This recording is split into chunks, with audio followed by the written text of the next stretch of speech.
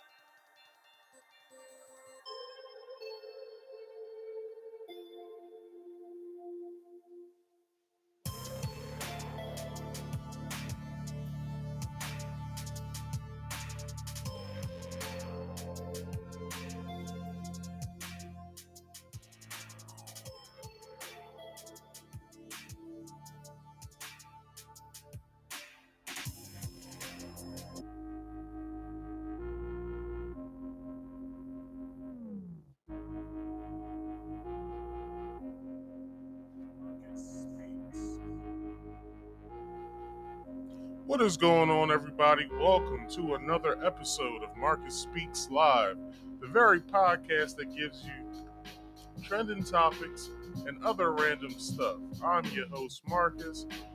Man, I'm happy to be here tonight because I will be giving you guys a little insight of some stuff that's been transpiring over the past week. So, one thing you can do for me while I do these here promotions is like this video, share this video to your social medias, and friends and family. Comment in the live chat. I will be talking back to you guys via me seeing your comment, posting your comment, or just typing something during like a video break or something. And please subscribe if you are new here. Hit that bell icon also so you can get all of my notifications once I go live when I post a video. Everyone, this here podcast comes on every Friday at 8 p.m. Eastern Standard Time. You can catch me every Friday at 8 p.m. Eastern Standard Time with this here podcast, Marcus Speaks Live. And then tomorrow, when 2:30 p.m. rolls around, you can come and join me as I play. What am I playing? Suicide Squad Kill the Justice League. It is the new Rocksteady game from Rocksteady Studios that is out right now, and you can watch as I play, or you can come and join along with me. Wait for when I post my my gamer tag while I'm playing the game, and you can come and join me. Just ask for a request, and I'll have you join in. All right. So don't forget to check me out on both days. If you have already subscribed here, please do me one big favor to this here channel. If you subscribe to Marcus Speaks, go to the description box. Find the Rumble link, hit the Rumble link, follow me over on Rumble because I would like to start simulcasting over to Rumble as well. So in the description box you can find that link. It says Rumble, and it has my channel name, and then you'll see the link that you can hit. Alright? If you'd like to come up here and come talk to me, you can. You can do that by either hitting the link that is pinned in the live chat, or you can call in the call-in number at 302-283-9791. I repeat, call-in number is 302-283-9791. Alright? Well, with that comes rules, you know, when you do stuff like this, you gotta have rules, because somebody can show up to you, to my stream butt-ass naked and all kinds of other shit like that. I don't play that. So, if you can do me this here favor, people, by following these here rules. Rule number 1 is, please, you must be on camera at all times. Once you hit this backstage, you should have already turned your, allowed for your camera to be used in your microphone. All right? Please do me a favor. Please use corded headphones. Please use corded headphones for a better audio experience, so I can hear you better and the audience can hear you better as well. Preferably like some Apple headphones, like that. That'd be good, right? Rule number 2: if you don't want to be seen to the public, that is fine. Just follow rule number 1. Let me know here in the backstage in the private chat. Do not make it a conversation. Don't make it a conversation back here in my backstage. Just let me know with your answer and your name if you would like to use if you would like to be on camera or not, and then once I call your name, I'll tell you, go ahead, shut your camera off, or hey, what's going on, whatever your name is. All right. Now, with that also being said, rule number 3, is mute all background noise, please. Mute all background noise. Go to a nice secluded spot in your house where you can come and talk to me, because with that being said, helps, like I said, for a better audio experience for both myself and the audience to hear you. So if you go to a nice quiet place in your house where there's no noise, hey, I'll thank you after I get done talking to you, all right? And before we get to the last thing, the scrolling ticker down below is for you, all right? Please read that because I don't say any of that stuff anymore. Some of the stuff that I say here right now may be down there in the scrolling ticker as well pretty soon. So please do me that favor and read over that. That is for you. And please like this video, subscribe if you're new here, hit that bell icon to all, comment in the live chat, and as well share this to your social media and friends and family. Without further ado, people, how about we get in today's show? But before we do that, let me say it this way. My show consists of 3 parts: my opinion, an article, and videos. The articles and videos that I will be presenting to you guys tonight, I do not own. All articles and all videos are credited in the description box below, right? With its respectful owners and what the title is that they used.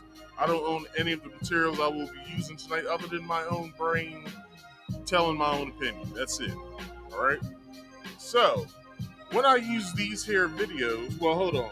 All articles have been altered from its original form to help from plagiarism. And all videos that I will be using tonight, I have to basically go through what fair use is. Because fair use basically is not only a YouTube policy, it's also the law. I want to follow both in its entirety. So, with that being said, if it plays tonight, this is what fair use is.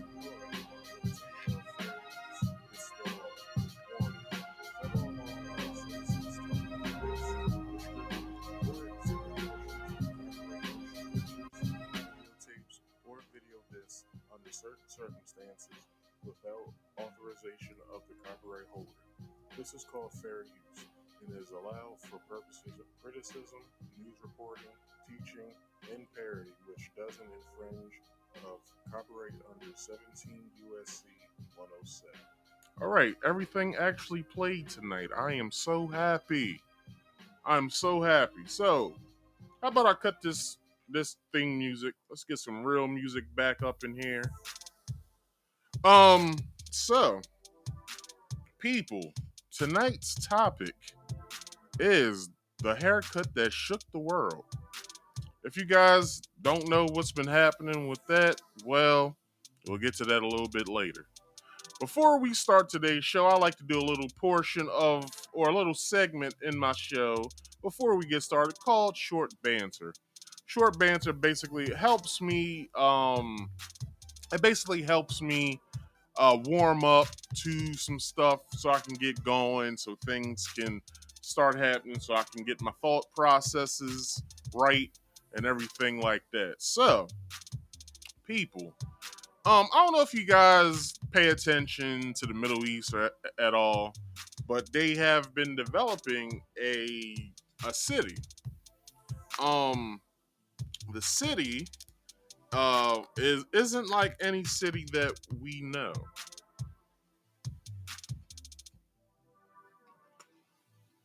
Think of like a cruise ship or a skyscraper set on its side. And that's basically what it is. So, without further ado, I bring to you Saudi Arabia's The Line. For too long, humanity has existed within dysfunctional and polluted cities that ignore nature. Now, a revolution in civilization is taking place. Imagine a traditional city and consolidating its footprint, designing to protect and enhance nature. The line will be home to 9 million residents and will be built with a footprint of just 34 square kilometers. And we are designing it to provide a healthier, more sustainable quality of life. The line's communities are organized in 3 dimensions. Residents have access to all their daily needs within 5-minute walk neighborhoods. And the line's infrastructure makes it possible to travel end to end in 20 minutes with no need for cars, resulting in 0 carbon emissions. By leveraging AI technology, services are autonomous, saving you time and effort.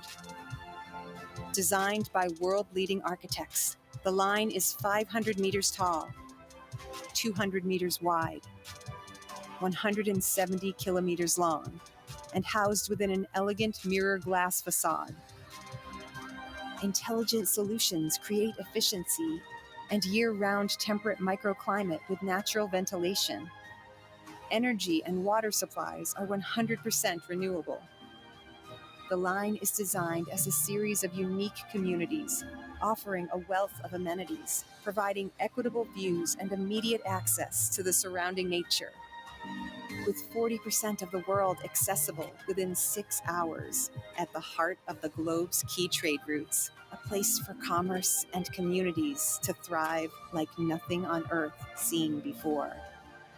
The line, the city that delivers new wonders for the world. Okay, so that's the line. So,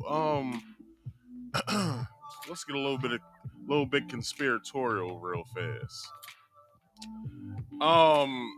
So it's something I don't know if I've spoke about the World Economic Forum before on this here channel, and basically the World Economic Forum is basically where your senators, world leaders, presidents, um, kings, communist leaders. This is a place where they all go every year. I believe they hold maybe like 2 or 3, maybe 4 meetings a year, basically talking about how to better the world in their own image.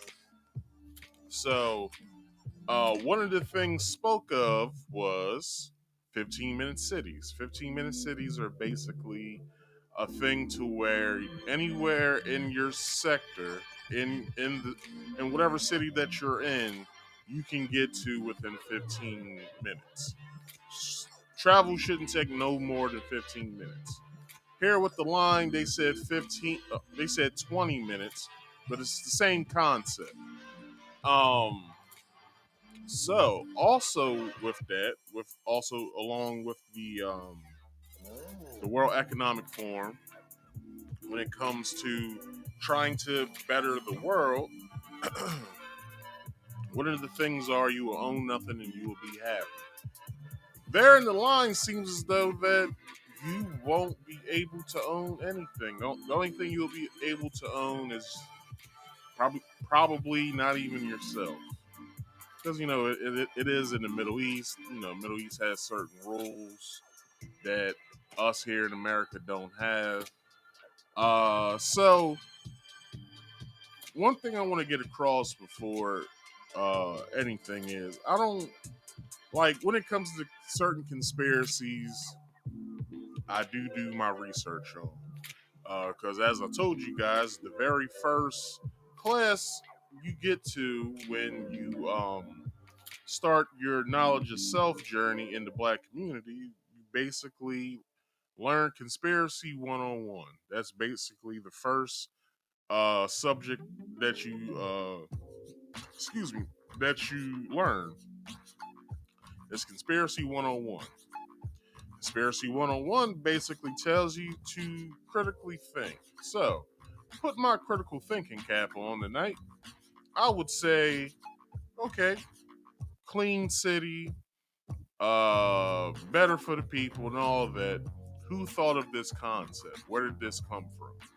Who thought that this city is something that anyone anyone in the world needed?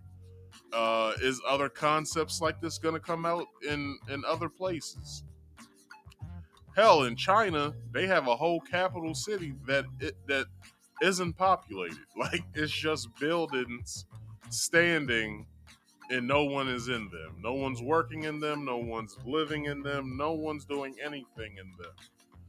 So that's crazy. Now, one thing I wanted to also talk about is the mirror glass facade that they had on there. So it was this place in it wasn't Arizona, it was Nevada. I think it was in Nevada. So it was like this research lab or something like that, or some structure that was out in the desert in Nevada, or it was either Arizona or Nevada. It was either or. It was this mirror facade that was out there, which was a structure, which was a research facility. One thing that was happening due to the weather over in the west of America, it's desert land over there, so it gets extremely hot over there. So what was happening was the uh, the sun reflection was killing wildlife in that area because it was basically cooking them from the outside in. So birds would drop dead. You would see little critters crawling on the ground. They would be dead. Stuff like that. So by this mirror facade being in a desolate desert area, which is hot as fuck over in the Middle East, we might see that they might have dead wildlife all over the place um, around them because that mirror facade is going to reflect off of it and it's going to basically raise the temperature in the area that it's directing to, and it's going to cook whatever the hell is in front is in front of it. So I only brought this up because I didn't have anything else to speak about in the short banter portion. So yeah, that was today's short banter portion of today. I just wanted to talk about that because hey, I just wanted to get that shit out the way. But anyway, let's get into today's main topic of the night. Basically the topic y'all all been wanting to hear tonight. It's the reason why you guys came to watch. So, tonight's main topic overview is the main topic of the week is Travis Kelce's haircut sparks outrage.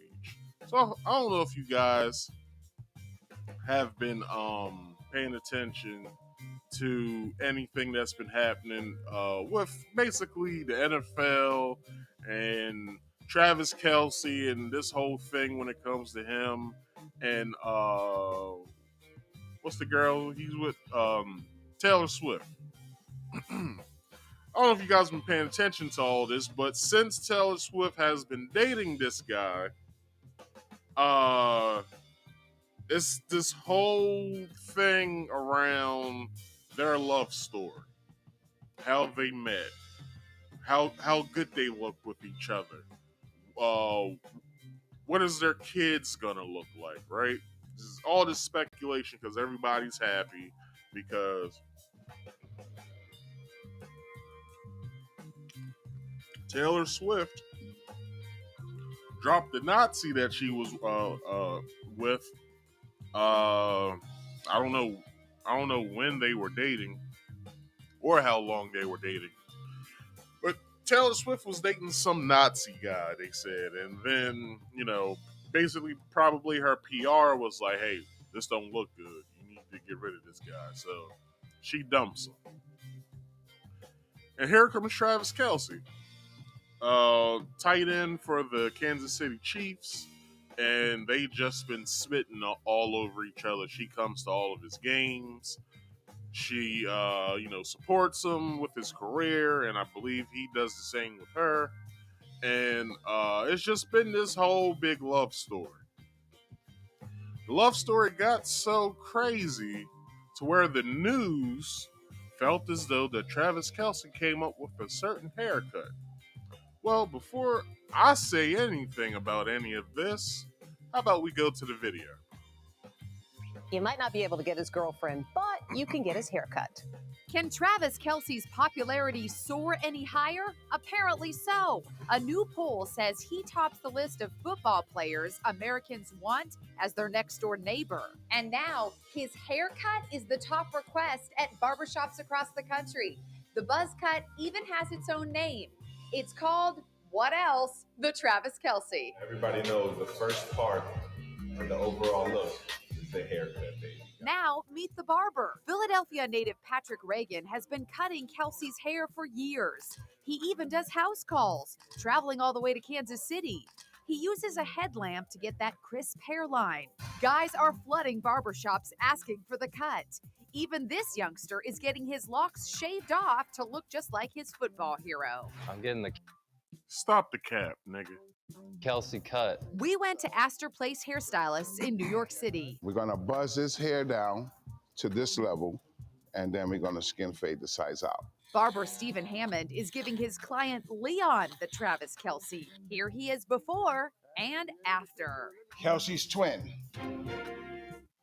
Man, if they don't get the fuck out of here. Stop the bullshit. I know. Stop the bullshit. Now I gotta set this next video up. Not this particular video. Matter of fact, I can't even set it up for the simple fact that I gotta go out of that, go to another thing, and then go back to that. So anyway, let's get into today's topic. So, the video, right? So the topic of today's article that I'll be reading to you guys, and I will be giving my opinion on, is they'll take the Travis Kelce hairdo. Womp womp. Anyway. Alright. So.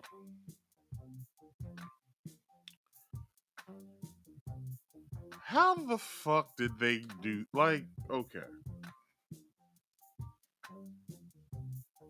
Why must they just come up with shit that makes entirely no sense?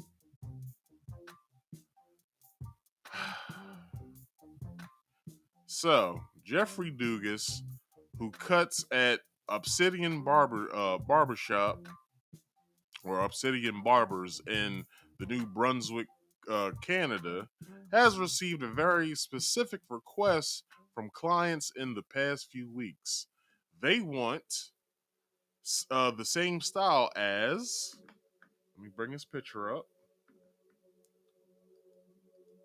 Travis Kelce. They want the Kelce cut, or the Travis Kelce, right? Jesus Christ. I know plenty of white boys that get this goddamn haircut. And this was way before Travis Kelce was getting recognized for it. Like, come on, yo. But anyway, so Travis Kelce, they'll usually come in with a picture of him. Mr. Dugas said, I'm like, yeah, I know who that is. It's not the first time Mr. Dugas has been asked to replicate the hairstyle of celebrities. When Bryce Hall was popular on TikTok and had that long curly fringe in the front, all of the kids were getting it, he said, referring to the social media personality with almost 25 million followers on TikTok. Mr. Kelce's hairstyle, a buzz cut fade, is easy to replicate. It's basically zero on the side until you get to the top, he said. In other words, people, if you go to a barbershop and you look at the chart, it's the number 2. It's a skin fade.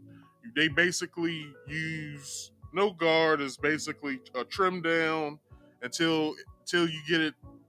Well, I used to get like my sides here faded, like around my temples. I would get that faded or whatever. It would be basically a skin fade to the point to where once you got to the rest of my hair, maybe I can turn to the side so I can give you guys a better thing. So Around here, I used to get my hair like around this area.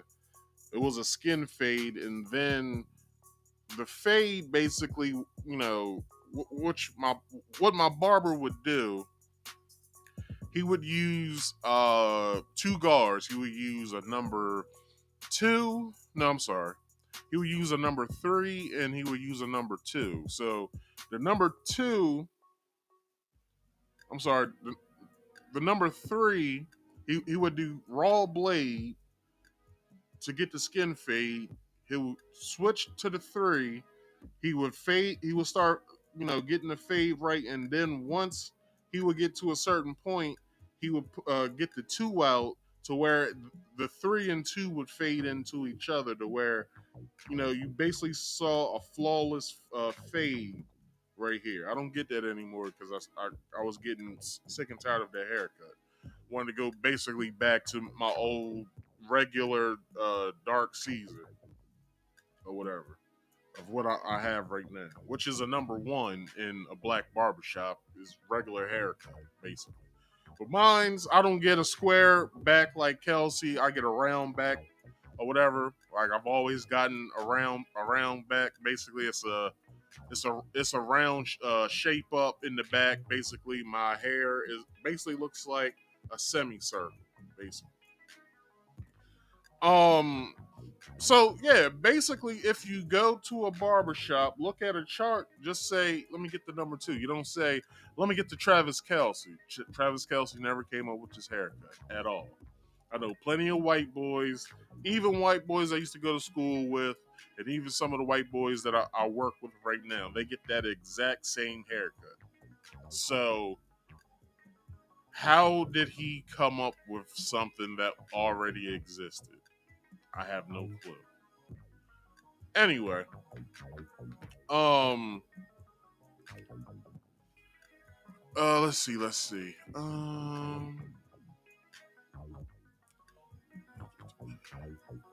It's a fun, easy haircut that I can do in like 20 minutes. Yeah, basically any haircut should take up to 20 to 15 to 20 minutes. But anyway, but the sheer number of customers asking for it astonishes him. Last week, he said he had at least 50 people come in for the hair. Hold on, 50 people come in for that haircut. He said that's crazy amount. I don't know why I'm reading it like this, but let me get myself. That's a crazy amount. He attributed the demand to not only the fact that Mr. Kelce is dating Taylor Swift. Let's bring Taylor Swift up. Don't they look cute? Anyway, uh, but also because his brother Jason Kelce had a viral shirtless moment at the Chiefs versus Bills game. Mr. Dugas is hardly the only barber getting these requests across the world. Not just the country. Not just the country. Men are replicating Mr. Kelce's hairstyle, claiming it attracted positive attention from friends and love interests and gives them more confidence. Though some also say it is hard to maintain it. To maintain it needs to be rebuzzed every 2 to 4 weeks, according to Mr. Dugas, or to Airy. Hold on. To Mr. Dugas or to Airy to keep warm during winter. Basically, what he's basically saying there for anybody who doesn't get their hair cut. Basically, what they're saying is, since they got to come in every 2 to 4 weeks, usually you should do two every 2 weeks to keep it clean. Because the fade basically grows back in, so they got to refade that part, probably reshape you up, and probably buzz you down a little bit at the top. That's basically all that they're saying. Um, okay. So while barbers are excited, their clients feel passionate about a particular style. Some worry not everyone can pull this look off. Every canvas can't take every type of hair. Did they mean that? Okay, it does say canvas. Anyway, said Nigel Miller, a barber at Fresh Avenue Grooming and Style in Birmingham, Alabama. The Travis Kelce haircut looks good on more square type head shapes and people with stronger jaws. No, no. Like, what the fuck is happening here? Anybody can get that cut, all right? But you should know through the years of you getting your haircut what haircut looks good on you. Me personally, a dark Caesar looks good on me. A dark Caesar basically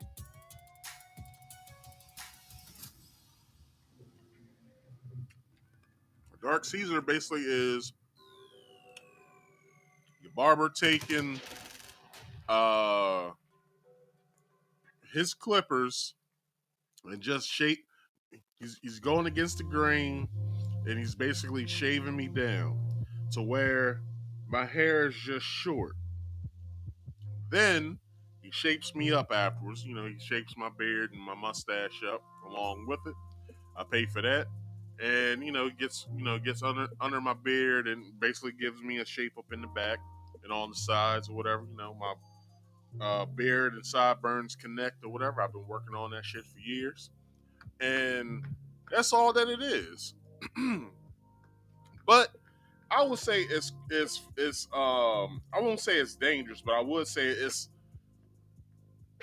Travis Kelce is making this hairstyle, uh, this haircut popular to the point to where a barber can just raise his prices because you're trying to get a popular hairstyle. Like back when people were getting the paint in their hair or whatever, I don't know what it was called, but you get like a design like put on the side of your head, and then your barber would basically paint, like, I guess you would bring a picture in with you, but like, yeah, I want to get this or whatever. So like they'll look at it and like, all right, so they'll shave you up, give you a nice cut, and then they would basically give you parts, basically is what it's called, but it's really a design. Basically I would get parts when I was little. I'll just get like a little, like, 4-inch part in my head, and then that's it, whatever. Some people get them, both on the side. Some people get it straight in the middle. Mine was usually on the right side of my head, 4-inch part, that's it. And some people will get parts in their eyebrows. It's a design. So some people back in like the early to mid 2010s would get a design cut into their head, and then your barber would take a stencil and paint in what the picture would look like of what you wanted on the side of your head. So you might get like Bugs Bunny or Wile E. Coyote or like Huey from the Boondocks or Riley or something like that. Just a basic design or whatever, and then whatever. That shit cost money. Like that was more than the average haircut. Um, mine's only my haircuts only cost $40. I told my barber once my haircut starts costing $50, that's what I'm gonna tell him. Thank you for your service and everything that you have done for me. This will be my last cut that I will be getting from you, because the next time my hair grows out, I'm either gonna grow it all the way out to where I get dreads, or I'm going to be honest, I probably look nice with like short dreads instead of getting long dreads. This is just something I'm thinking about. But anyway, or I would just go bald. Like I got a nice head to go bald, so you know what I'm saying. I will go bald. Um, but yeah, I used to get the Travis Kelce, the number 2 on the chart. I used to get that when I was in middle school, I would get a whole ball fade like Travis Kelce, leave some up top, and then that's it. So I don't know how they're getting that this is the Travis Kelce when you can walk in any barbershop, get this haircut, and walk the hell out as if nothing happened. Where did I leave off at?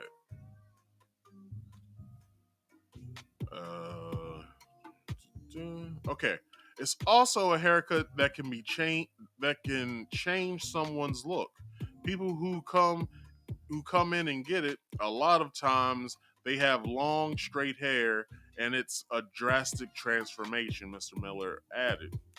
Fortunately, or fortunately, sorry, so far everyone he has cut to has liked it. If they didn't tell me to my face. Mr. Miller started getting requests for the look in September when Ms. Swift first appeared at a Chiefs game. He predicted that more people would want it now that the Chiefs are going to the Super Bowl. Those who have gotten Mr. Kelce's haircut said it is it is attention grabbing. Cole Sterling, 21, a professional boxer in Tampa, buzzed off his long, fluffy hair as soon as the news broke that Mr. Kelce was with Miss Swift. I was like, maybe I will try the haircut and maybe I will get my own Taylor Swift. Wink, wink. Bruh. Uh, he he is still single, but is but it caused him to interact with more people. At first, when I got it buzzed at least 3 times a week, people said I look like Travis Kelce. Bruh. Uh, it's kind of grown out, but I'll have to get it done again, hopefully next week. Tyson Schilling, 21, a college student who plays football for Texas A&M University Commerce, said the haircut won him nicknames from teammates including Little Travis and Travis Kelce. They said I had an alter ego. He said the girls also loved it. He added at bars I would get a lot of compliments and what and on social media. It was a pretty. It was hold on. It was a pretty big hit. Not all the women in his life liked it immediately. At first, my mom didn't like it, but then when I came home to visit, she said it looked really good. He said, laughing. He got his hair cut in the fall, but has since let it grow out. It's kind of expensive to maintain because you have to get it cut so much to make it look nice and clean, he said. All it takes, look, my haircuts cost $40. That haircut will cost $40 if I got it. I go to my barber every 2 weeks. So, not next Friday, but the Friday after next is when I get my next haircut. So I spend $80 a month. I don't know how much a year. I didn't go that far and calculating that, but it's probably somewhere around, I don't know, probably $800 maybe, somewhere around there. Let's do the math real fast. Where's my calculator? So 80 times 12 is $960 a year I pay in haircuts. So my barber's getting a nice little penny every year from me. I don't know, he got other clients as well, but he makes $960 off me.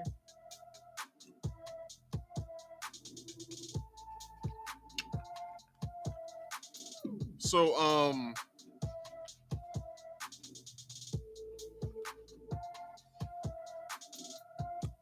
let's finish this off. Discussion clean. I guess that is the price you pay for looking handsome. Some barbers have been caught off guard by the request. The first time a client asked Amir Stapleton, a barber at that feeling in Potter's Bar, England, for Mr. Kelce's look, he had to do some research. He had to Google Travis myself to find out who he was talking about. Mr. Stapleton said. Over the fall, Mr. Stapleton said he received 15 to 20 requests for the cut, but now he loves it when clients ask for the look because it means they are excited about their hair. It's just a regular haircut. As he put it, it makes someone who doesn't care about a haircut have something to say about it. Okay, cool. But I can tell you all this now. Travis don't want shit to do with it. This next article, Travis Kelce wants no parts in thinking he started the fade.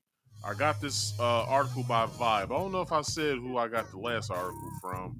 I got it from the New York Times, of which the New York Times started this whole bullshit that's going on right now. Like, they started it all. So let me get to my Twitter feed real fast.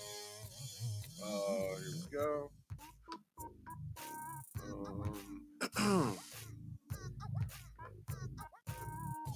Bring up this video real fast. I'm not going to show you all that when I ain't trying to get kicked off YouTube.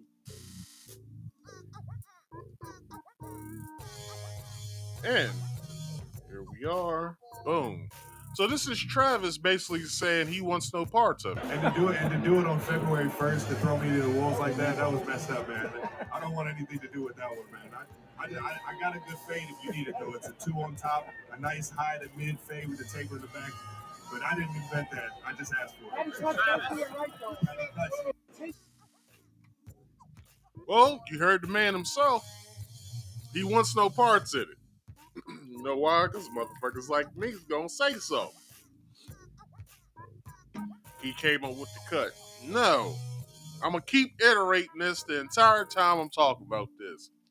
Walk into the goddamn barbershop. You sitting there, you vibing with everybody. You know, all the barbers cutting hair, they talking shit. I love hearing my barber talk shit. And talk, you know, to the customers and, you know, to the other barbers. Love this shit because it's a nice atmosphere. It's a nice manly atmosphere. Talking about sports, women, and all kinds of shit. Once your turn come up, every barber says this. What you getting? Point at the chart? I don't have to point at the chart because I let my barber know. Dark season. That's the first cut you learn in barber school. Is a season. It's a regular cut. Or somebody will say, yo, let me get the number 2. Of which Travis Kelce said how he gets it done. I just asked for it. Hold on, I'm sorry. It's high to mid 2 on top. If you need it, though, it's a 2 on top, a nice high to mid fade with a taper in the back. But I didn't invent that. I just. You heard what he said. 2 on top, a high to mid fade on the sides, and he gets tapered in the back, which is also another word for fade, getting it tapered.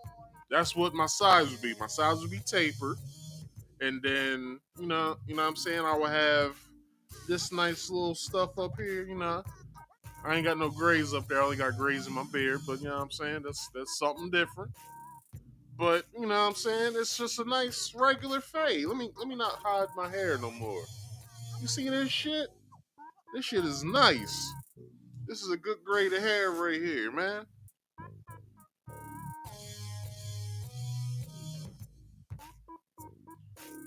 Ain't nobody fucking with my hair. I'll put anybody's barber up against my... Hold on. Because I got more than one barber.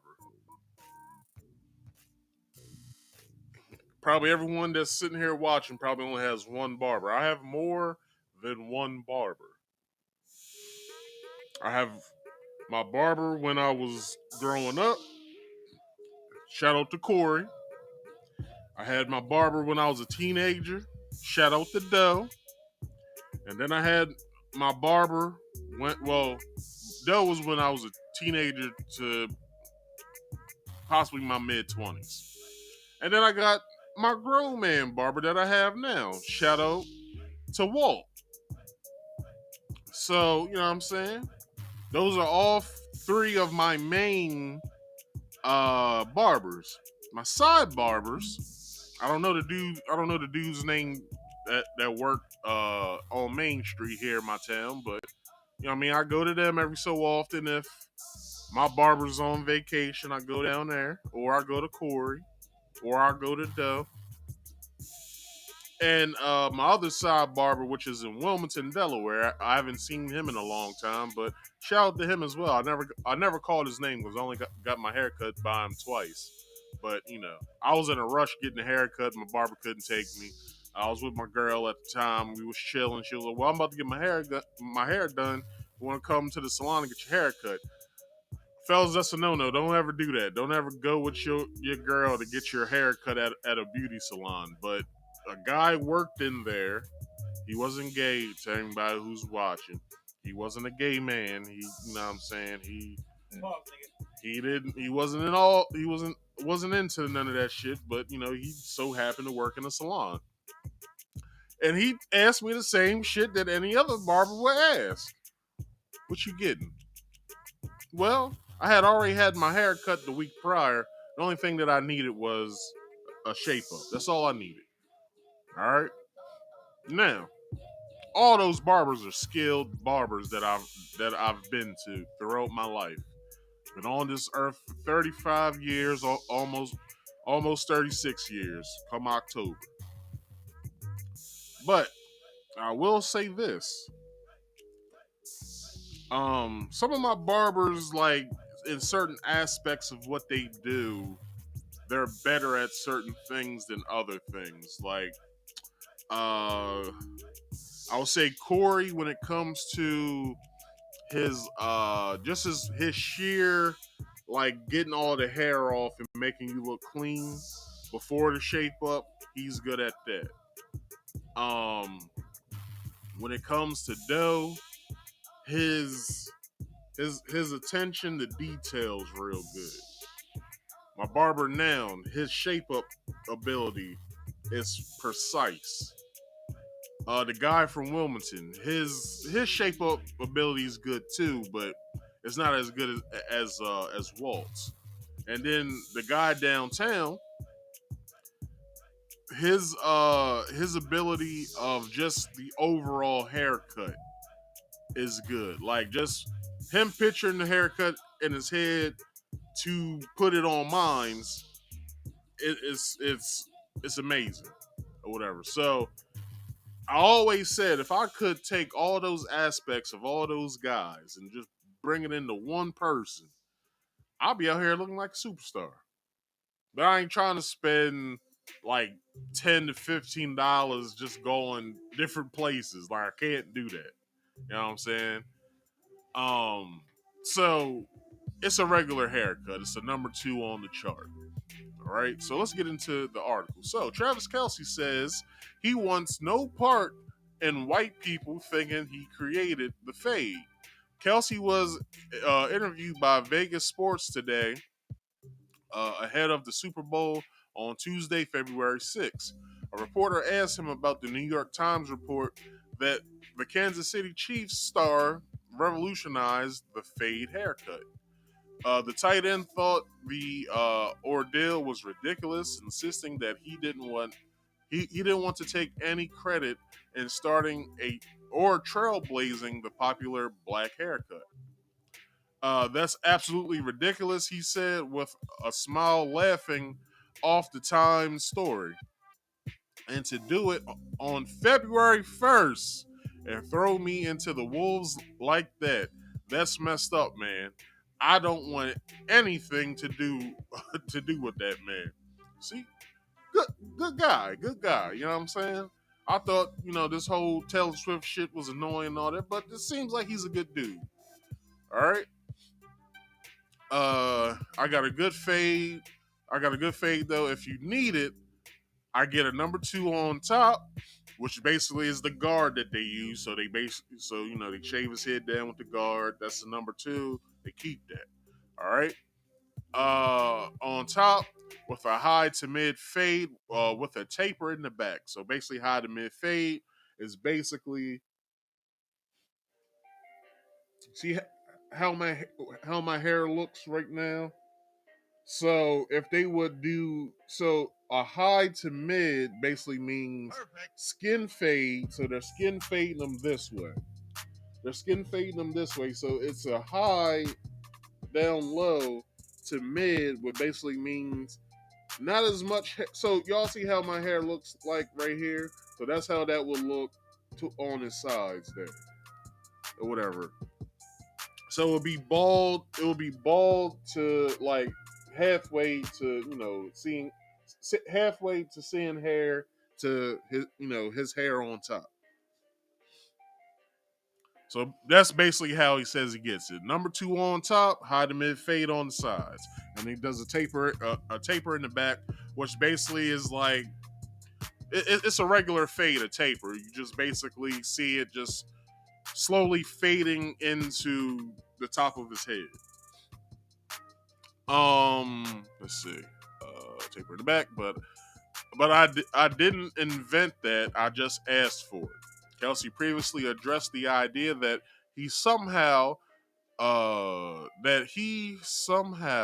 Christopher Columbus an already known haircut during a recent episode of Shannon Sharpe and Chad Johnson's Nightcap. The former athletes talked about the white American naming the haircut after the player. Ocho, I've been getting a fade since '86, Sharpe said. Hey, if you look at Shannon Sharpe's hair, Shannon Sharpe has a fade or whatever. Wait, he don't have a fade? He got a buzz cut. Like when you go to the army, bro. How bro Johnson responded.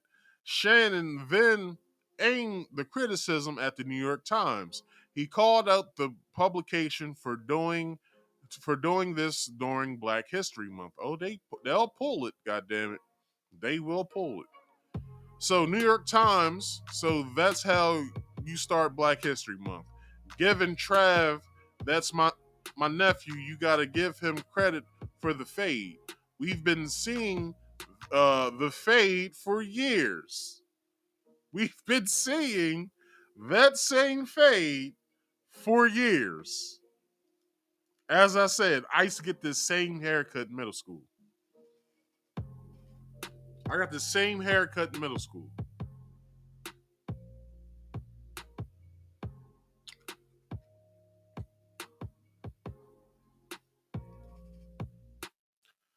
Like, it's ridiculous to think that this man got this haircut or invented this haircut or revolutionized this haircut. And this nigga has nothing to do with this haircut. Anyway, he's off the hook with me because he basically said, I don't want no parts of this. Like, y'all ain't about to throw me to the wolves because y'all think that I invented something. Y'all motherfuckers is out y'all's mind. And I respect him for that. Because he don't want no parts in this because he would get hit. Oh, hold on. Before I say that, let me get the button ready. Because he knows we would eat his ass up with that. Pause, nigga. All right, thank you. I don't want to sound, you know what I'm saying, suspect.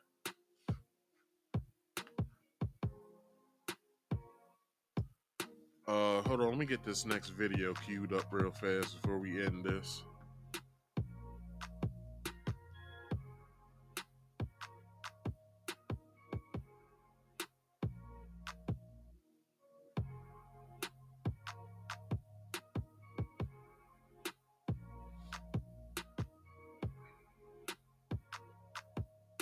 Oh, that's good enough. All right. So where did I leave off at? For years.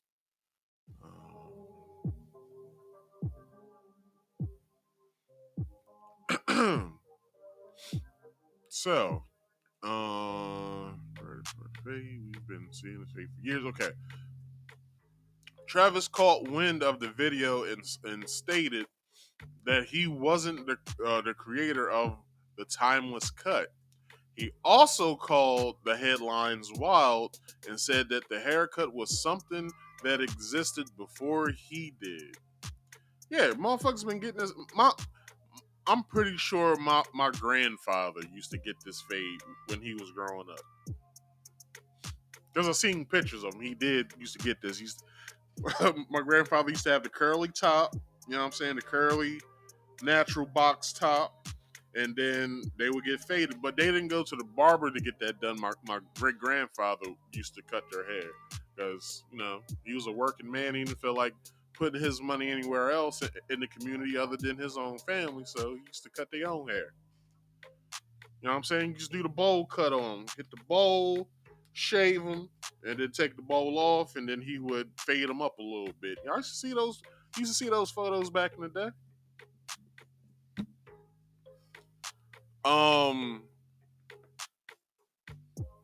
So let's see, Thomas. He also called the headlines wild and said that the haircut was something that existed before he did. The headlines are wild, Kelce wrote. The fade has been around long before my life even began. And to add a little caveat into this, Taylor loves the haircut, Regan said jokingly. Oh, well, ain't they just cute? But anyway.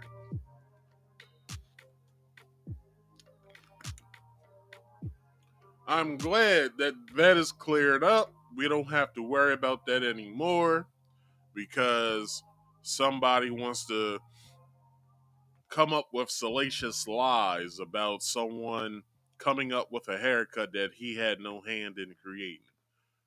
That has been number 2 for the past 110 years. I don't know where the hell they've been doing their research at or where they got their research at, but if you walk into any barbershop across the country, even in Canada and probably over in Europe, I'm pretty sure if you point to the number 2, that barber would know exactly what the hell you're talking about. So, that concludes tonight's main topic of the night. Hope you guys enjoyed it. I ain't got no. Yes, I do. 1 second, y'all. Let me blow my nose.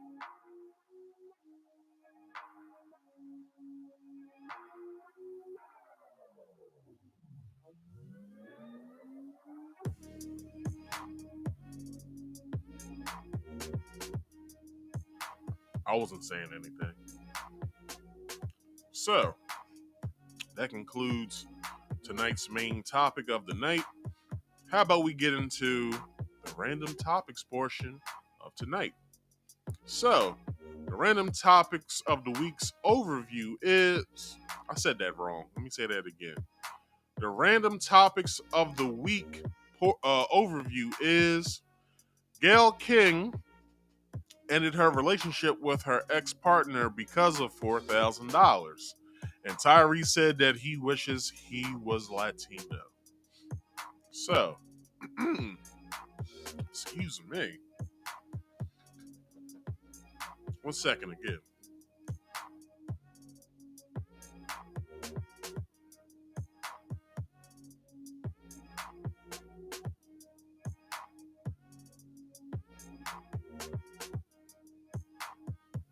All right. I think I got some mucus somewhere. Okay. So people, Gayle King, let's bring her picture up.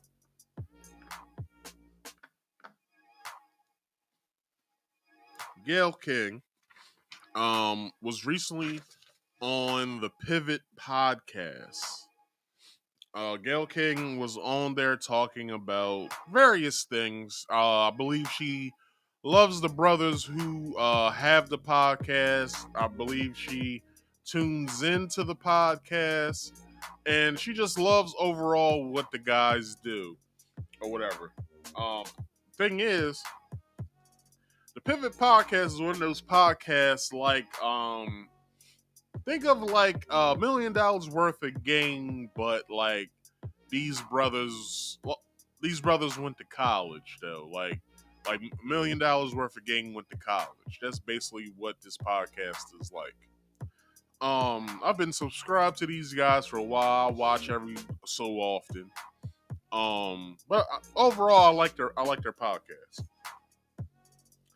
So, Gayle went on there and she spoke on a relationship that she had, not recently, but somewhere, in the past, where, I won't say the young man, but the fellow asked her for $4,000. Instead of me sitting here trying to explain to y'all what was said, I'll let Gayle say it in her own words. That just sees you for you. You know, I went on a date and I was really excited, very excited about it. We had gone out maybe 2 months, and then he said he really needed to talk to me. He wanted to have a private conversation. Okay, sure. What is it? Do you think you could lend me $4,000? And I'm like, oh God. He jumped out with 4,000 out the gate. Though? I know, it's so funny. 4,000 of them fangs. He was like, "Baby, you got it. Give it, all right." I need my money, baby. I've been taking you over these past 2 months.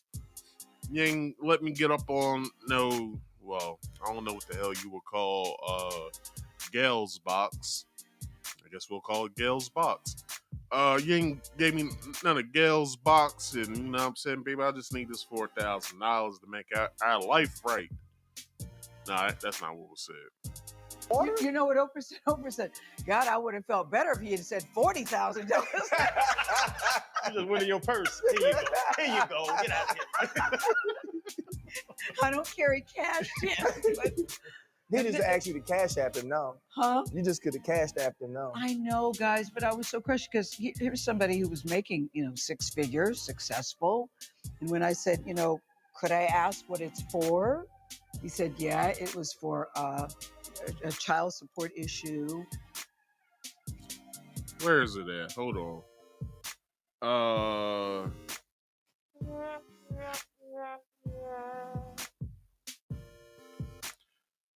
This nigga had arrears that he wasn't paying.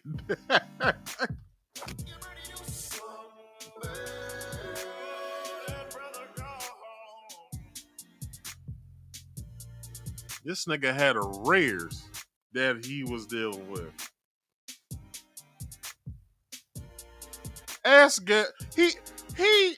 He fixed his mouth to ask Gayle, "Baby, you got $4,000 I can borrow? I'll pay you back on Thursday." Nigga, what? I get upset if a girlfriend of mine asks me for $50. Well, hold on, what the hell you need $50 for? Like, we both working people. What you need $50 for? I need to get my hair and nails done for you. For $50? I need to see this magician that's about to do both your hair and nails for $50. Like, I need to see this person. Because not only am I going to hand them the $50, I'm going to tip them $50. All right? Anyway, here we go.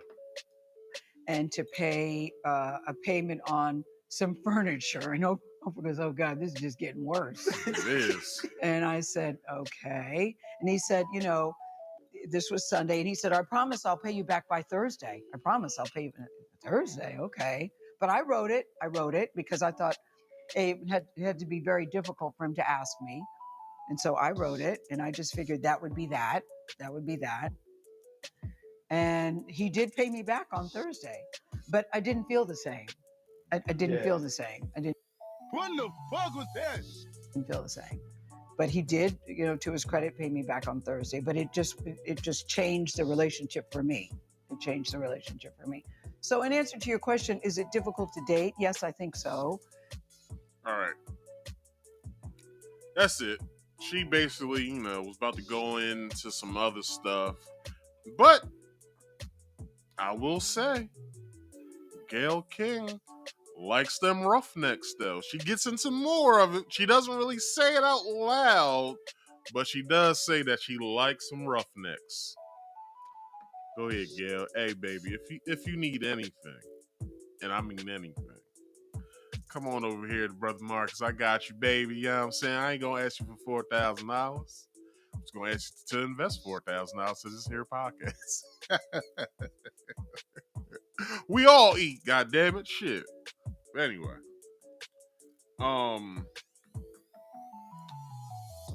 Matter of fact, nah. Let's play that part. Because y'all need to hear how Gayle King gets smitten over certain words that black men say. Because I really am attracted to men of color. I just am. I love how a black man says mother baby. You heard that? She loves a roughneck. Nobody says it like y'all. And I know you'll beep it out. I don't really say it well, huh? He doesn't cuss good at all. Gayle, every time he cusses, I'll be like, you making us look bad. No, it's just the way that it's said. I don't even know how to explain it to you. Like how do they say it? I can't do it. That's my motherfucking baby. No. When they call you baby, hey baby. Hey baby. Yeah, I love how they say hey baby. See?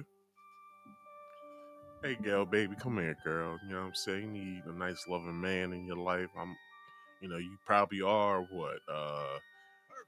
30 to 40 years of my senior, but I'm a good time.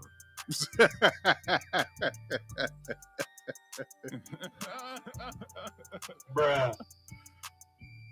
Hey, just shooting my shot at Gayle. You know what I mean? Gayle got that nice, round, you know what I'm saying? I'm just trying to get Have you ever been swallowed up? in it.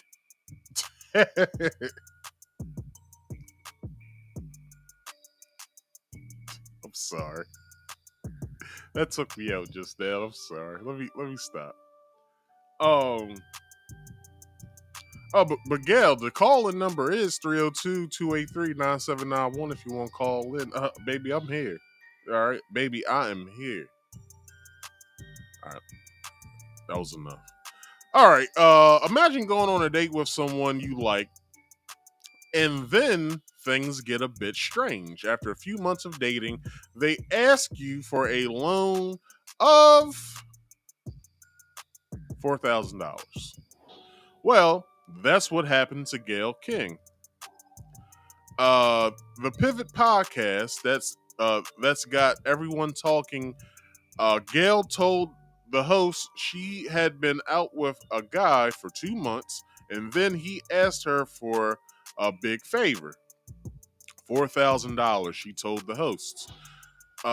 Initially, she was really surprised because she had a lot of money. Well, she's worth what, like some odd millions worth of dollars.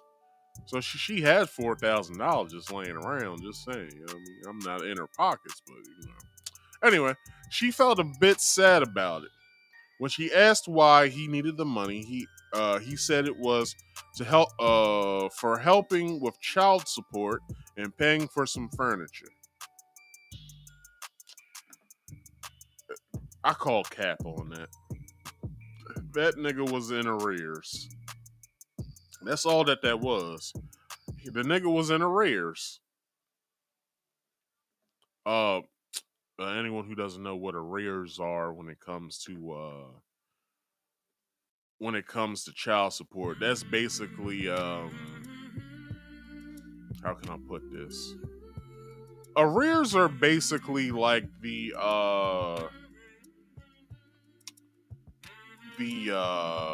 interests. Yeah, the interest that you pay for when you're paying child support is basically the interest. So basically accumulated over time with the child support of however much you owe, you'll have to pay arrears on top of it. And with those arrears, is basically what I just said is interest payment or interest payments. So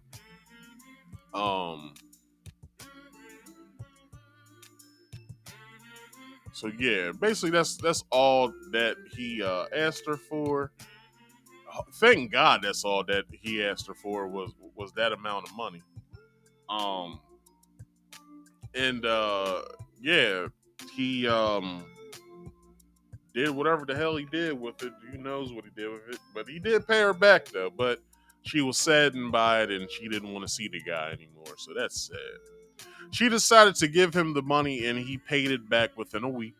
This got people on the internet chatting about whether it's okay to ask for money when you're dating. Now, people online are saying lots of things. Some are surprised, like Gayle was, and others are sharing their own stories. It's making everyone think about when it's okay to talk about money in a relationship. I'll share my story in just a minute. I believe I shared it before, but I share it in just a minute. So, what do you think? Is it okay to ask for money on a date? Tell us what you think. So, I was dating this one girl. I don't know how long it was. I think we was dating for probably a good 6 to 8 months, maybe. But we weren't boyfriend and girlfriend. We were just dating. Well, I'm being nice. We was fucking. We was basically having the greatest sex that we both ever had in our lives. She had just got out of a relationship with her girlfriend that she was with for 10 years. I was probably the second guy she ever been with, but she wanted to get freaky, and we was having the greatest sex we've ever had in our lives. And I think it was around maybe the 4-month mark. Shorty asked me for $100. Well, I've never been the person just to give money to somebody just to give it. So I asked, "What's the money for?" She said, "Oh, well, I wanna go and get something to eat." I said, "For $100?" I said, "Well, get me something to eat." I said, "Where are you ordered from?" Where are you ordered from? And she said, nah, like, I like going to this restaurant. They got good food. I usually order $100 worth of food. So I told her, I said, get $50 worth and bring me back $50 worth. That was the end of it. What more do you want me to say? That's all that happened. Now, if I'm in a relationship and I love you and we've been dating for quite some time, and I trust you with my money. It's not a lot of women that I usually trust with my money. So, if I trust you with my money, I'll just give you the 100. Like, all right, here, go ahead. It's only happened one time. I just want people to know that. It's only happened one time. Hell, I left my credit card with Shorty. I said, here, buy some groceries for the house. I'll see how much you use, so it doesn't really matter. So don't go off and doing crazy shit with my card. But you know what I'm saying? I looked at it at the end of the day. She only took out $300 to pay for the groceries. I said, all right, cool, we gonna have some food in the house. And that was that.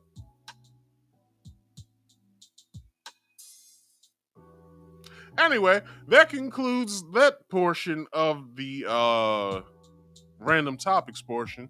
Let's get into the last topic of the random topics portion. So, I got this from Revolt. Tyrese defends controversial post wishing he was born Latino. So, I had just caught wind of this topic Monday when I started researching it. So it wasn't a lot of videos on it, just a lot of people giving their commentary on it. So I don't have a video actually for this topic. Let me take her off and let me bring him in. So Tyrese basically made an Instagram post about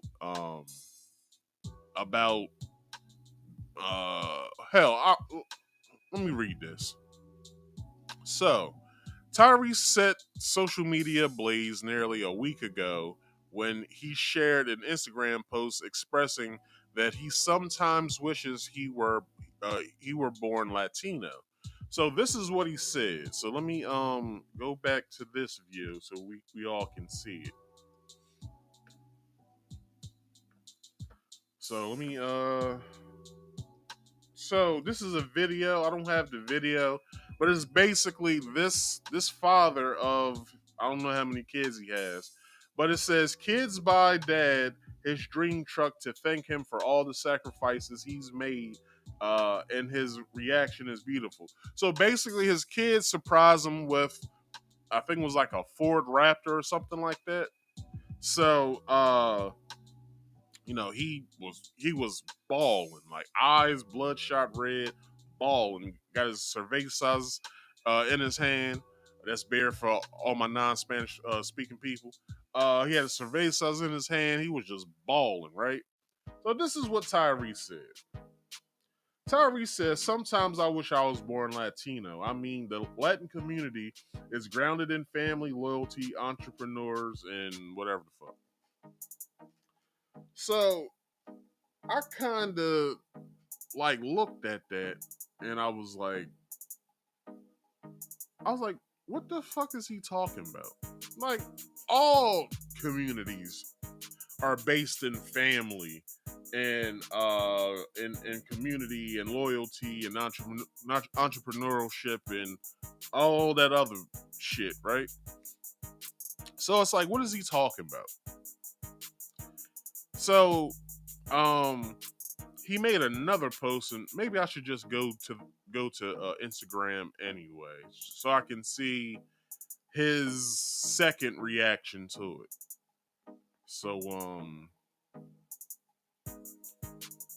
second. Where is the search bar on Instagram? I have no idea. Oh, here we go. Oh, there that is. And here it is. So let me share this on the screen real fast.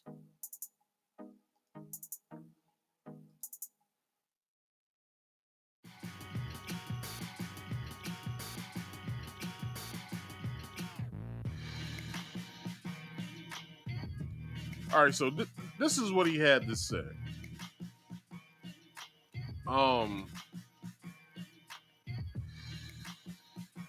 He said the internet is undefeated. I don't know if you guys see that at all.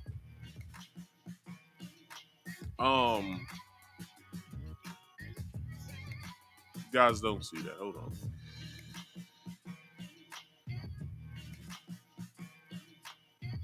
So this is what he said over here in this corner. He says the internet is undefeated. He says it in Spanish, I guess. Black and brown pride. I said what I said. All right, so let's go back to his original post. Where is it? Here we go. All right, so this is the full rundown of what he said.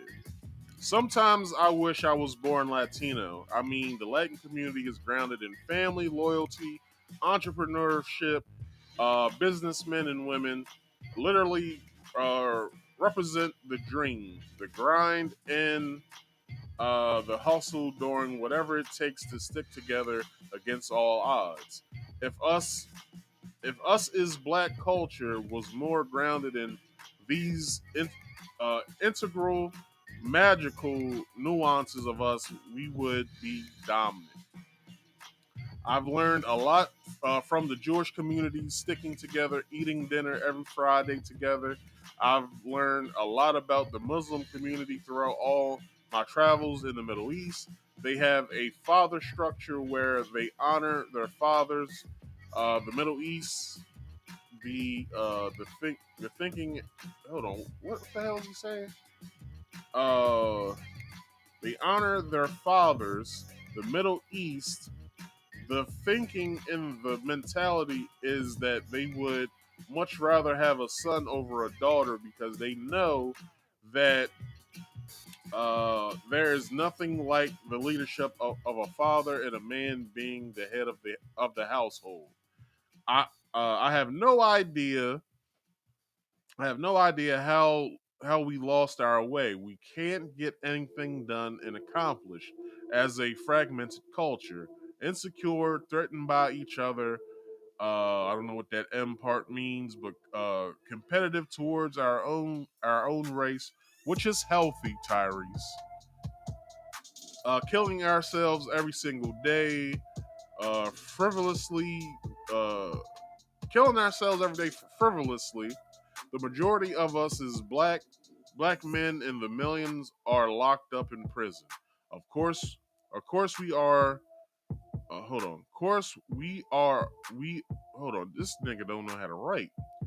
Of course, we are. We are beyond powerful, influential, and successful.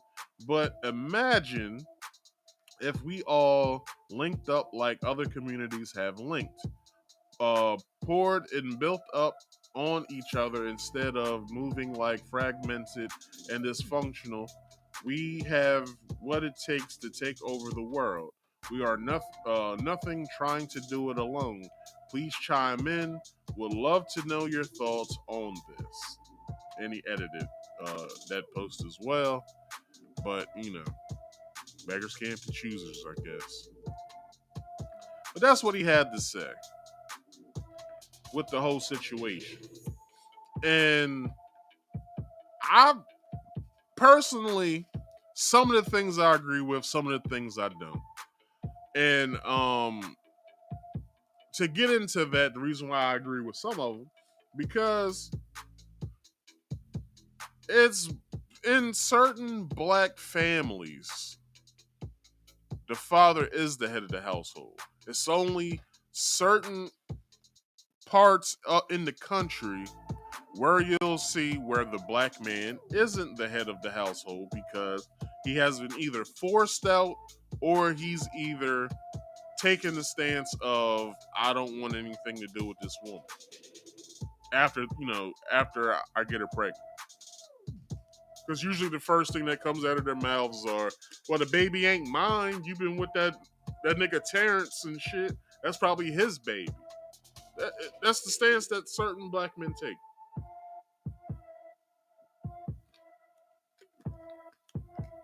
I can't say that it's right or it's wrong. That's what they do. Me personally, I take care of my responsibilities, although I don't have a child of my own. But, if I ever was to date another woman that has a child, well, if I was to live with them, that responsibility becomes mine as well. You know what I mean? So let's get back into the article. I never really went past. I never got past my statement. Okay, so I said what I agreed with. I said what I disagreed with as well. Oh no, I didn't say what I disagreed with. So what I do disagree with is that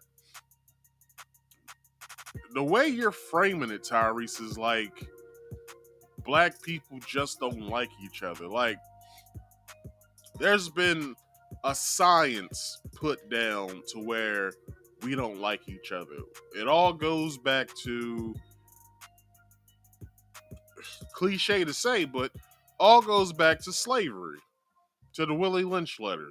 Willie Lynch letter basically said, matter of fact, I'll read it better than me trying to remember.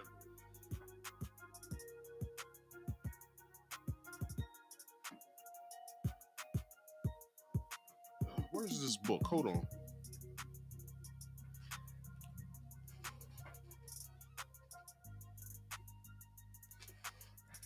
All right, so where's the Willie Lynch? Okay. Oh, boom, right here, the Willie Lynch letter. So, in the Willie Lynch letter, you see, I come prepared. Where's it at?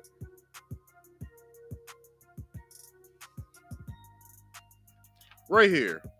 So, it basically states in one passage of the Willie Lynch letter, it says, Black slaves are receiving this indoctrination shall carry on and will become refueling and self-generating for hundreds of years, maybe thousands.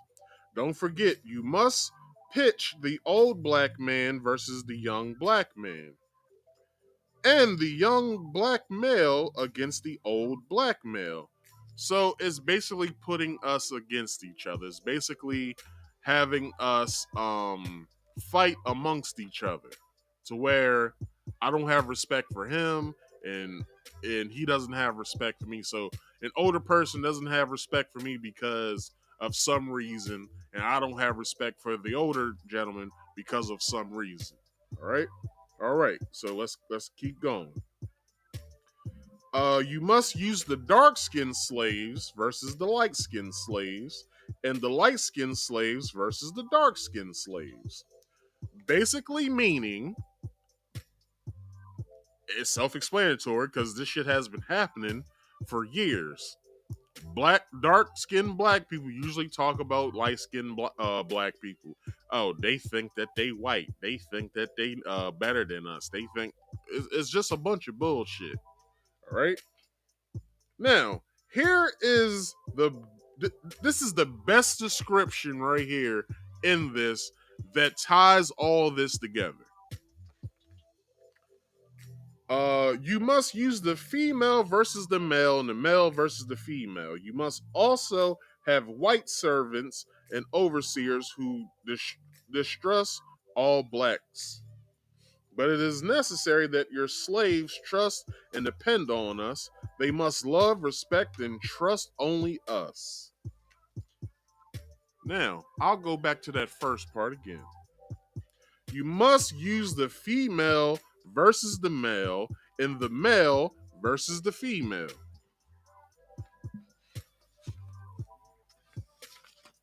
Now, it hasn't been more prevalent till today that black men and black women be at each other's throats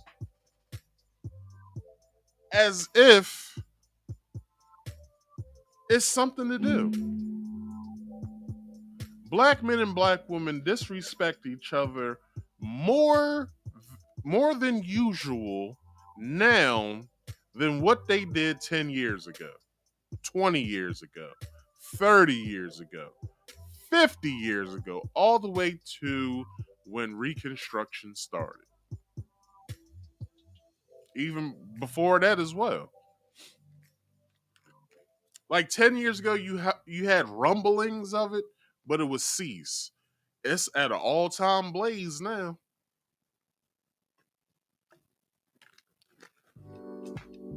You have the pink pill community and you have the red pill community. Both of them are at odds. And the fraction of the manosphere of a whole is the black manosphere, and usually those ones get amplified of them disrespecting women more than the entire manosphere alone. Then you got the divestors or the pink pillars, the females of it, the black portion of femininity or the feminist movement. They basically don't like men or black men within a whole because of some reason. You name the reason. That's the reason why they don't like us. So, with that being said, to Tyrese's comment of why can't black people do this? Well, that's one of the reasons. And although the Willie Lynch letter is 50% true and 50% fiction, because we don't know if Willie Lynch ever existed. We don't know if Willie Lynch was even an actual person. It's just that came out, that letter came out, or the book came out, and people read the book and was like, wow, that is true of what they do to us. And it just started to become prevalent amongst the black community that this is the science of which they put on us. Now, to what Tyrese had to say about him wanting to be Latino because of community and loyalty and all of that, you have that in the black community. It's just certain black people don't trust other certain black people. That's all that it is. It's not just light skin against dark skin, or young against old, or man against woman. It's preferably all of that. Like, my best friend is a light skinned black guy. I love my friend. I've known him since I've been a baby. He's 7 months older than me. So when I came home, he was 7 months old, hovering over top of me. We've been, hold on, because that ain't sound right. But he's a baby. You know what I mean? He was a baby at the time. So me and him have been friends for years. 36, going on 36 years. We've been best friends. We was inseparable as children. Like, wherever you saw him, I was there. If you didn't see him, or if you didn't see me, the question would be, where's so-and-so? And just like that, like clockwork, one of us will pop up. So, it's not about disloyalty, it's about just a community structure in all, because no one speaks to each other anymore. No one speaks to each other. That's white, blacks, Hispanic, Latino, you name the race, you name the religion. People don't speak to people anymore. Like, it's crazy because you see it more with the younger folk today. You can say hello to them and they don't say a fucking word to you. When I was growing up, you went into somebody's house, you had to speak to them. Nowadays, kids come into your house, they'll sit right down, won't say a damn word to you. And then you look at them like, who the fuck do you think you are? Hello, hey, how are you? I didn't sleep with you last night, nor did you sleep in my house last night. You're not going to speak to me? Oh, I'm sorry. How are you today? How are you? Like, next time you come in my house, make sure you speak to me. Like, it's ridiculous. So, to his chagrin, it's not that we lack loyalty and community and stuff like that. It's just that black people within some black people don't fuck with each other. Does that need to change? Yes, that does need to change. But I will say this, that although I can blame it on the white man all I want, but it's ours to own. We need to get off of our high horses and start speaking to each other, start fellowshipping with each other, and start making sure each and every last one of us are good. What does good mean? Well, it means whatever the hell you want it to mean. That's what has to happen. Instead of, whatever the fuck's been happening to us for these past 100 and so years. 200 and so years. So it's just something to think about. So let me finish this article.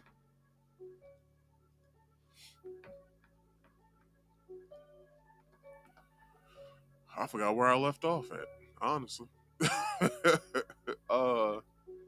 His remarks were underscored by stating that Unlike black culture, Latinos had not lost their way because they remained grounded in community. He used a video of of a Hispanic man overcome with emotions after realizing his family rallied together to purchase him his dream car as a token of appreciation for his countless sacrifices. We can't get anything done and accomplished as a fragmented culture, insecure, threatened by each other, competitive towards our race, killing ourselves every single day frivolously. The majority of us are black men, and millions are locked up in prison, he wrote. Though his post would go on to acknowledge that black people were beyond powerful, influential, and successful, Tyrese still harped on his perceived lack of large scale fellowship and support within the community. Imagine if we all linked up, if we poured into and built on each other instead of moving fragmented and dysfunctional. We have what it takes to take over the world. Continued the how you gonna act like that singer. That's not even his best song, but anyway. It's Sweet Lady, alright. That's what y'all should have put on there, the Sweet Lady singer. For days, he was pummeled with criticisms in his comments and across social platforms for disparaging comparisons. No, baby, you lost your ways. Speak for yourself, wrote one Instagram user. Another commented, so writing a post demeaning your own people was the best you could come up with. The hypocrisy is staggering. However, on Saturday, February the 3rd, he broke his silence on the hotly debated post with a touch of humor and a whole lot of standing on business energy. The Fast and Furious actor first stated that the internet is undefeated, which I showed you guys that picture of him in the sombrero and mustache and the poncho. Fast and Furious actor stated that the internet is undefeated, and as he shared a comical Photoshop image of himself wearing a sombrero, poncho, and a thick mustache before he developed into addressing the issue, noting that he shared his perspective before Black History Month began. The entertainer then directed everyone's attention to the end of his initial post, which, as mentioned above, called out dysfunction and competitiveness as obstacles to black unification. But okay, I understand the dysfunctional part because black people are dysfunctional at times. But the competitiveness is necessary. In white communities, they're very competitive against each other. In Latino communities, they're very competitive against each other. It's not about who has more and who has what, is who is winning and how can they win the same way as well. That's all that it is. It's not, oh well, you have more than me, so it's fucked up you have more than me. You should share. No. Get off your ass, get competitive. Alright? Hell, I do this show every Friday. Most of the time, the biggest audience I'll get is maybe 10 people. And it's not all at once. By the time I end this video, I see the total of people who've watched. I was like, oh, okay, 10 people watched. Okay, cool. At least my message is going somewhere. But just imagine if I had the 20,000 or so people watching, like most YouTubers do when they're doing lives, and I was basically allowing them to come up and say whatever the fuck they wanted to say, as I do now. You can call in right now and speak to me and give me your opinion or debate with me of where I'm wrong, or you can fill in somewhere of where of what I didn't say or what I didn't bring up. That's what the phone line and the link is for. Use it. All right. Anyway, but like I said, he's not entirely wrong. It's just one aspect of what he said is wrong. Because competitiveness is necessary in a community. Because if you're not competing against each other, then you don't know each other's strengths and weaknesses. You don't know where someone shouldn't be. Basically, you wouldn't know where someone lacks at, and they shouldn't even be doing that part of whatever that they're competing with you with. Like it's competitiveness is necessary, and that's amongst men and women not competing against each other, but it's necessary for men and women and girls and boys to compete. That's the reason why you put your sons in sports early so they can understand what a competitive nature is like. So, me personally, when I have my kids, probably the only sport that I will allow my son to play is, well, sports I'll allow my son to play is probably soccer and basketball. I don't want my son getting CTE with football, although football was my favorite sport growing up. If he so happens to take a liking to it, I'll allow him to play flag football, but it's not going to be full contact football. Because I want him to reserve his intelligence and stuff like that, because I'm not going to have my child looking at a sport as a way out of wherever the hell he grows up at. That's the dream that I was given. Hey, you should be a football player because you'll be good and you'll get out of the hood and you'll be a big football star. Well, once a coach said something to me that I felt that was disrespectful, and I told him he should apologize for it, and he laughed in my face, I walked off the field. I said, I will not be disrespected by anybody because I am not doing anything wrong. I followed your instruction. It was executed the best way I knew how. You didn't get the result that you wanted, so you decided to berate me. I don't need this bullshit. I'm walking. And I didn't think about football until high school, and I only played a couple games in high school because I was like, well, I'm on JV. These motherfuckers suck. I'm not about to sit here and be the laughing stock of the school. I quit.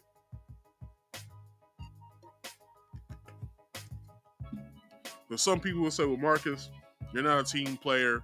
You didn't stick it out with the rest of them. No, I saw what was happening. I was on the field. There's no reason to sit there the entire fucking season. So, you guys suck by yourselves. I'm a winner. I win. I'm getting the fuck away from y'all. Because that shit rubs off on people. So I won't be a loser. I'm not going to be a loser with you guys. I'm going to be a winner by my goddamn self. I may look like a quitter to you, but I'm a winner in my own right. So if you have an issue with that, then that's your prerogative. I have nothing to do with that.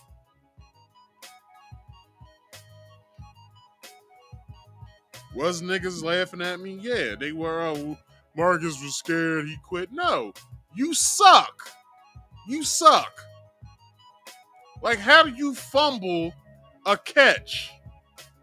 That's rule 101. If you're being passed if you're being passed the ball or if it's being handed to you, why the fuck are you fumbling it? Like, I can see if you got hit and it slipped out, but you're fumbling it because you're afraid of getting hit?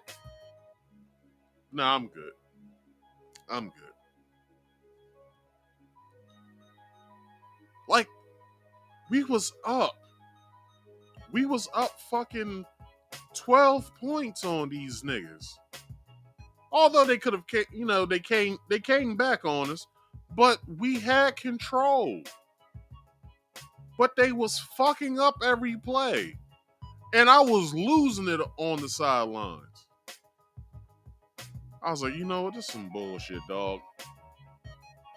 I didn't go to that next practice because I said, fuck it. Why do we practice? Like, why the fuck do we practice? We practice to win. Like, it makes no sense. Anyway, where was I at? Competitive obstacle. And okay, we are nothing trying to do it alone. He wrote, please chime in. I would love to know your thoughts on this. He commented, or his comments are filled with mixed reaction. Check them out below, or check them out on his page, because I don't have them below. But Tyrese dropped the ball with that what those comments that he made, or those posts that he made. Like, he's speaking from a rich man's standpoint. So it's like, his whole thing is, well, you know, I fellowship for all these rich niggas. Like, why can't y'all get y'all shit together? It's like, well, we don't have millions of dollars like you do. So if you want to buy a business, but you want someone that you know in the industry to help you along with it, that might have a business similar that you can bring in to the fray with you, you can do that. We don't have those options. We have 9 to 5s. We, you know, by the time Friday come, most of us go out and drink our woes away, or we sit in the house, watch TV, and drink and smoke our woes away until Monday comes. Hell, some of us, we work through the week, so until that next day, we have to go into work, whatever day that is. So that concludes tonight's main topic. Random topics portion of the night. But real quick, I have one more thing for you guys. Last week, we lost a good one. Carl Weathers dies at 76 years old, which is sad because he was on one of my favorite shows last year. Or he's been on one of my favorite shows.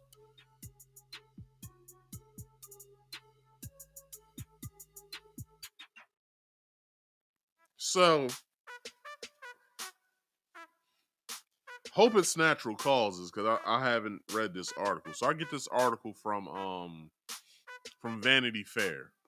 So Carl Weathers, who starred as Nemesis turned friend Apollo Creed in the Rocky film franchise, has died. He was 76 years old. Carl was an exponential human being. Hold on, let me make this picture a little bigger. It was exponential human being, wherever that is, who lived an extraordinary life. Weathers' family said in a statement on Friday, though his contribution to film, television, the arts, and sports, he has left an incredible mark and is recognized worldwide and across generations. Carl Weathers, a former NFL linebacker for the Oakland Raiders, became a Hollywood action star in the 80s. Was perhaps the best known for playing Rocky Balboa's rival turned ally in the film Rocky, and his 3 sequel opposites Sylvester Stallone. Rocky, released in 1976. I thought it was the 80s it came out. Anyway, it was released in 1976 and starred the largely unknown Stallone, became a unexpected commercial and critical hit, nabbing the Oscar for Best Picture and capturing both catapulting both actors to prominence. Weathers also memorable roles as the Colonel Al Dillon in the 1987 film Predator. I forgot his line in Predator. I forgot what he said. Was he the one? No, I think that was Jesse the Body who said, "That ain't no man out there."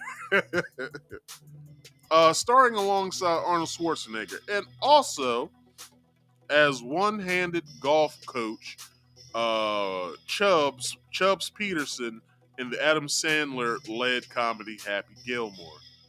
Most recently, Weathers starred in Star Wars spin-off series The Mandalorian. It's one of my favorite shows right there. It's the show I was talking about. A role which he received an Emmy nomination. Stallone on Friday paid tribute to Weathers, saying the Rocky film's success would not have been possible without his co-star. When he walked into the room and I saw him for the first time, I saw greatness, Stallone said in a video posted on Instagram. I never could have accomplished what I did with Rocky without him. He was brilliant. His voice, his size, his power, his athletic ability, and importantly, his heart and his soul. So everybody, please, if you could,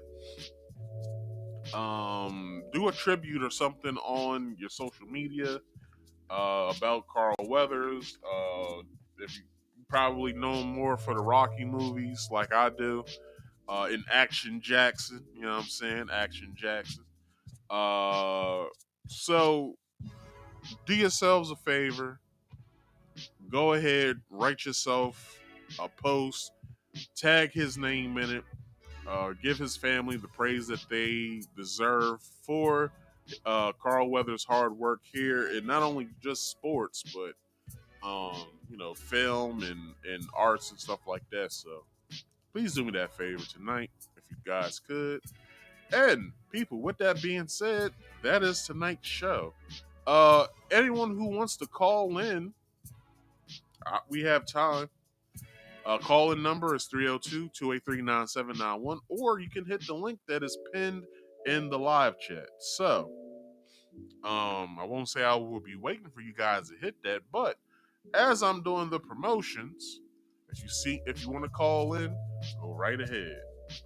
So, everybody, this is the show, unless one of y'all call in or some of you guys call in.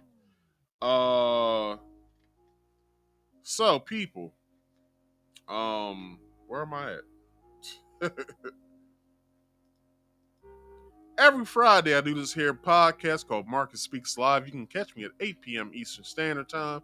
And then tomorrow I will be playing Suicide Squad Killed the Justice League on my other stream I do, Marcus Speaks Play. That comes on Saturdays at 2:30 p.m. Eastern Standard Time, right here on the Marcus Speaks YouTube channel. So please don't forget to come and check me out if you guys could. Please hit the like on this video. That puts me in the algorithm. Please share this to your friends and family. And once you've done all that, do me a favor. Come on back to this video or any of my recent or videos within the past year or so. Please do me a favor. Go into the description box, find the Rumble link, and follow me over on Rumble if you could. And like I said, call-in number and the link is pinned in the live chat. The number is 302-283-9791. Crazy thing is, I don't have the number up, so y'all probably could be calling. I don't even know. So let's try that again. I'll hear it now if you guys call in. But anyway, please do me that favor if you want to go ahead and call in. But when you do that, comes rules. So those rules are, number one, you must, and I repeat, you must always be on camera at all times. All right, that means here on the backstage, and if you want to be shown to the viewing audience. Also, rule number 2, if you don't want to be on camera, that is fine. Rule number 2 states if you don't want to be on camera, you don't have to be. You still have to be on camera here in the backstage so I can see who I'm speaking with, as well as please here in the private chat, don't make it a conversation. Leave your name and your answer if you want to be on camera to the public, or if you don't want to be on camera to the public. But I would just say just call in. It's much easier. And rule number 3 is mute all background noise. Please use corded headphones so I can hear you better. Make sure that they're not cheap headphones. Make sure that they're like Apple or like some Samsung earphones. That has a mic on it so I can hear you better and the audience can hear you better. And lastly, check out the scrolling ticker. That's for you. Please like this video. Subscribe if you are new here. Hit the bell icon to all. Comment in the comment section once this video is done. And share this to your social media, friends and family, and all that other good stuff. I have heard no calls. No one hasn't popped up back here. So, with that being said, y'all, I have some words of wisdom. Please focus on getting to the money. Because I didn't do this like, oh, wait a minute. Let's turn that off. I did all the promotions, but I didn't do the show summary. We'll be right back, all right? I gotta get some things situated.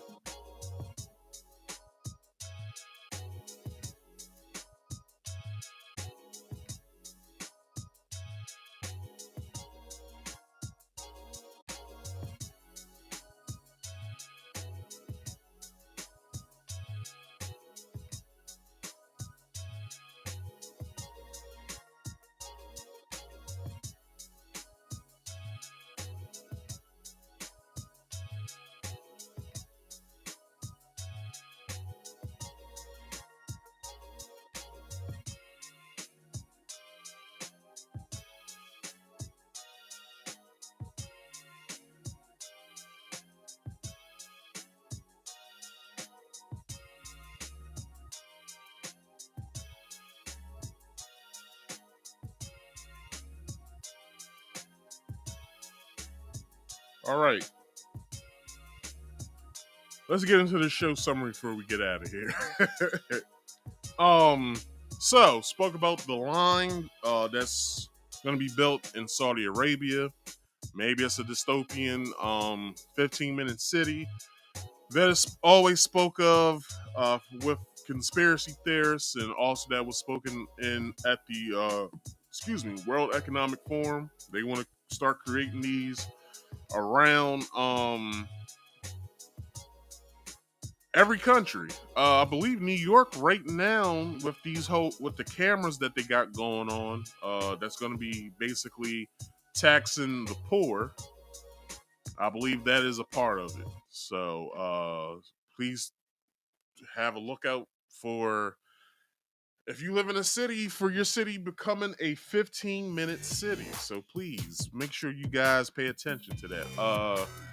The main topic spoke on the whole Travis Kelce haircut situation. He didn't want any parts of that. They try to throw his ass to the wolves.